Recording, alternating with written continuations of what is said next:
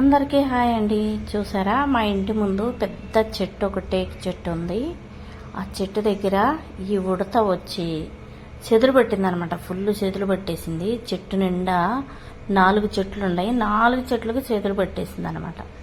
ఈ ఉడత వచ్చేసి మొత్తం అదంతా తీసేస్తుంది అనమాట. చూడండి ఎంత చక్కగా తీసేస్తుందో.